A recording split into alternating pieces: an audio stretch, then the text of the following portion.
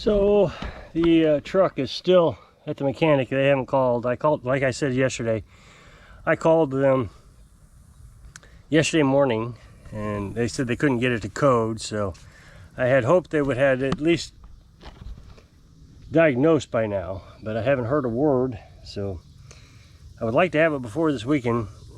So I guess I'll call them tomorrow evening, afternoon, see if they got any update before the weekend. So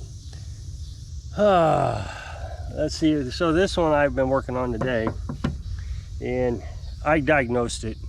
I Carolyn come out and verify everything I did when I diagnosed it. This is a two-cylinder Briggs & Stratton engine. One of the cylinders was not firing. I could take the spark plug off the good side and the engine would die. So I checked the spark, and sometimes it would spark, sometimes it wouldn't, sometimes it would spark when it's cold, sometimes it even ran when it was cold at one point, and then it wouldn't run. So I went ahead and ordered an ignition. Well, I actually took the top off first. I guess I should explain the whole thing. And this was arcing. So what this is the ignition coil. This provides a spark to the spark plug, and you can see that a mouse has chewed into it, so it was arcing pretty seriously. So this needed replaced. Whether it was working or not is hard to say, because I got the new ignition coil on today, and as soon as I did, this side wouldn't run. And I was like, what the heck? So I disconnected the good side, and I tried to start this side that wouldn't run, and it runs on choke.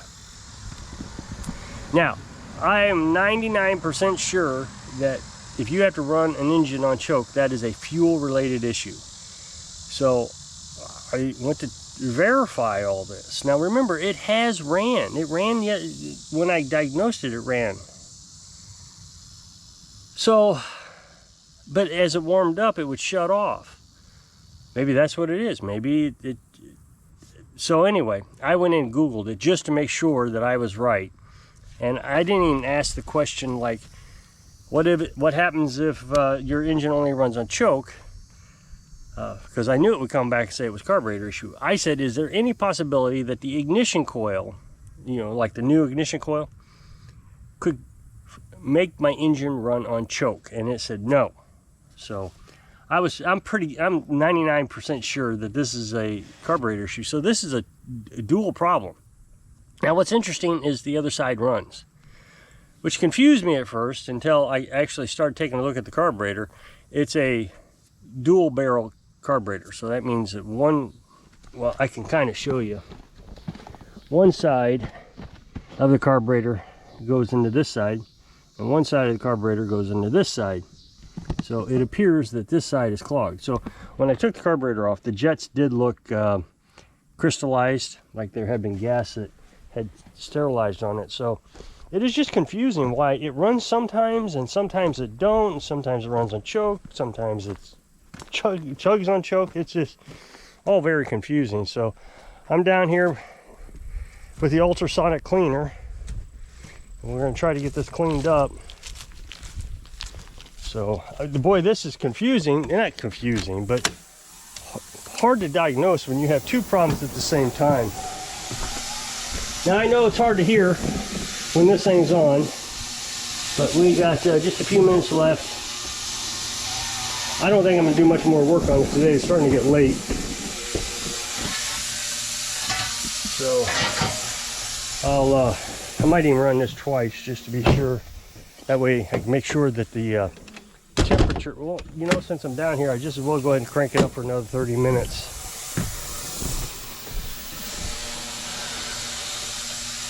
Just go ahead and let it run.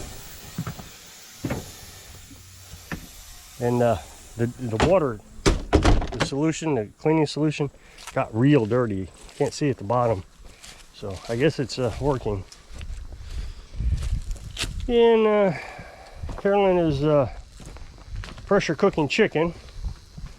Since she has started using the pressure cooker, we have found some huge savings on food cost, because we can buy those 10-pound bags of chicken, and that, that turkey is really always cheap. It's like under $1 a pound. So cook it up. That gives us 2 or 3 meals. So what's going on today? Not much is going on. So, you know, big news today. Well, actually yesterday. Conservative talk show pundit was assassinated. So I guess the world's going to go to all the heck in the handbag. You know, all the fear mongers are out there just, this is the end of the world. I even made a joke, not about the, you know, it's terrible what happened. You know, just a few days ago, a Ukrainian woman was killed in North Carolina, but I made a joke about the fear mongers. Well, it looks like we're going to go to Civil War, World War III, Revolutionary War, and War of the Worlds. I tell you, they have their fingers crossed that we are going to go to war. They don't care what kind of war. And the thing is they're so arrogant that they think they're going to lead you know, they'll be the general in charge. They're so excited. That's all. I mean, that one guy, I bet once a month he talks World War III, and he's been saying this since 2001, about every month. World War III, Civil War. World War III, Civil War. Come on, man. You know, when Ukrainians were attacked by Russia, I mean, you know, there was some concern that Russia may do something. This is the end of the world. Russia's going to launch their nukes, and we're all going to die. It was just, you know, just constant fear. And the thing is one of these preppers talked about how they have anxiety. Well, that kind of makes sense. You whip yourself up in a frenzy day after day after day, reading these conspiracy theory web pages, and you just, you know, I remember, you know, I was big into politics in my 20s and 30s. I remember when my guy lost, you know, what, 20 years ago, and the other guy got in. I had nightmares that night, and I was like, my goal has always been is to get as isolated as possible, financially possible, you know, infrastructure possible, all that stuff, so I can just kind of walk away from it all and minimize my life. I'm telling you, if you minimize your life, that's what makes all the difference in the world, because you don't have anything to protect. I mean, look at it. I have a truck that's at the mechanic, and I'm just stressed out about it. Well, if I didn't need a truck or didn't have a truck, then I wouldn't be stressed about the truck. But I am stressed about the truck. How much is it going to cost to fix? You know, is it fixable? It's, you know, all these things race through your mind, and it starts to build on you and get anxiety. Well, the more junk you have, the more you have to lose, and so you're constantly worried about this or that, or, you know. And Carolyn would like to go shopping this weekend, and, you know, of course, that's a stressor. And I said, look, what do we need? Well, we need eggs, and we need cottage cheese, and okay, well, there's a mom and pop grocery store in walking distance from here. That is one of the reasons we moved here, so in case something happened to me, you would still have a place to go to eat, you know, get your food if you couldn't make it to town on the Oats bus. Carolyn doesn't drive. She has directional dyslexia, so she can't pass the driver's test. And I know, you know, back in the olden days, that was terrible. All the trolls just thought that was ridiculous. But, you know, it is what it is. Lots of people can't drive because of different defects they have, you know, seizures, blindness. There's just things that keeps you from driving. So anyway, so if the truck isn't fixed by this weekend, we can walk over to the grocery store. But it's so expensive. Okay, well, you know, it's just part of the expense of fixing the truck. That's all that is. We can still eat. We're not going to die. You know, we still get the dog food. It's just so expensive. Well, okay, so if the truck costs $400 to fix, then we'll add another $100 or $200 to the bill, and we'll call it a $600 repair on the truck. You know, when you talk about $600 repair on the truck, that's not near as bad as saying, well, we just spent $200 for cottage cheese and eggs. So it's and I do that a lot. I try to adjust my thinking. One of the things that we used to have to do is when we go grocery shopping, instead of buying frozen meat, sometimes we buy tons of hamburger, and it all needed to be frozen. Well, the freezer would run for 3 days straight without shutting off. Well, on solar panels, you really need to be able to have sun for those 3 days. So at night, I would run the generator. Of course, it would take a gallon of gas. Well, yeah, about a gallon of gas. And I just added that to the food bill. So you say, okay, 2 nights of running the generator, $3 a night, call it $6. So you add $6 to the food bill, and you still, it's so much cheaper. But the thing is we don't need to stress about a lot. There's just not. I mean, our freezer's full, so even if we didn't have eggs or cottage cheese, we still got all this chicken, we got all this turkey, and we got all this hamburger that we could live a month here without that truck. But, I understand she wants to have some conveniences. But I'm telling you, the more you have, the more you fear to lose. So, you got a big house, you got to protect it. I have a little house.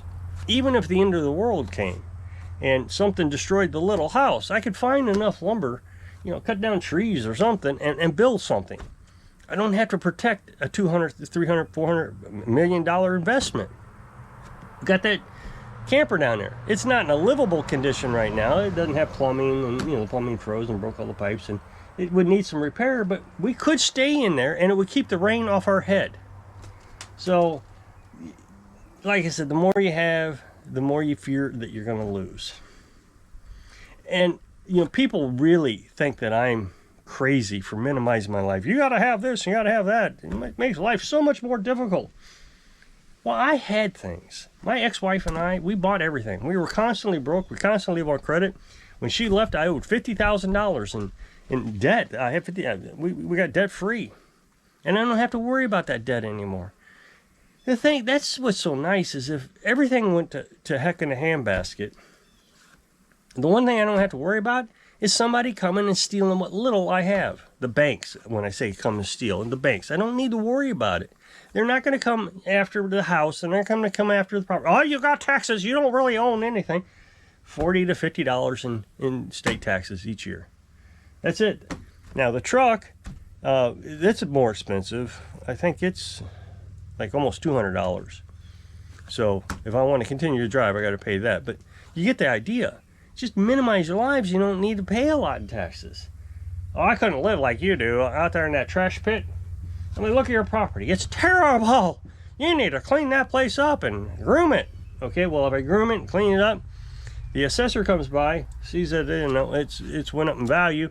So, hey, let's charge more. She was sitting across the street the other day, just staring at us. And I knew she was looking to see if she could raise our taxes, but the place is a dump. Great. They don't need to worry about and the little shed that we live in. So, they're not going to charge us a lot. If they charge us $100 a year, that means it's still fine. Well, I have to pay $2,000 or $10,000. You hear all these numbers. Okay, then you can't afford that house. If you can't afford your taxes each year and it's a real strain, then downsize, minimize, get rid of it. Why are you stressing? So, no, I don't have to worry about the end of the world or World War II or World War III or Civil War or the Revolutionary War or the War of the Worlds. The Martians are coming. I don't have to worry about it because I have nothing to lose. Nothing. Take it. What difference does it make? I don't have anything. And the other thing is if the end of the world comes, people are going to come and steal your stuff. You mean all these hordes of people are going to come steal my stuff? What stuff? What stuff do I got that you're going to want to steal? They're going to steal your food. You mean my little freezer full of food? Nah. They're not going to walk all the way out here from Kansas City, take a 2 or 3 day trip, avoiding all the dangers on their way, so they can steal a few days worth of food. They're just not going to do it. Hordes of people. I mean, my freezer wouldn't even feed a horde. It wouldn't even feed an infantry, or whatever you want to call them. I just don't understand the fear, the constant fear. Okay, so somebody has passed away, and it's very sad, and politically it's devastating. But if you're really a prepper, then sell everything. Get rid of everything. live off a few solar panels. If you can live off 6 solar panels, let's see, I got 12 solar panels. If you can live off 12 solar panels, that's it. 100-watt solar panels, 1200 watts, and not need anything else, then you're prepped. Then you're ready to go. And guess what? I can live off 12 solar panels. I'm running a ultrasonic cleaner right now. You saw me running off 12 solar panels. If you can do that, you can survive. I'm sure of it. Hey, if you'll check out this up next box here, I'd really appreciate it. Go take you over to my other channel, and it'll give you, you know, we'll be working on a lawnmower. So don't let these fear mongers make you afraid. So you can live your dreams. Thanks for watching.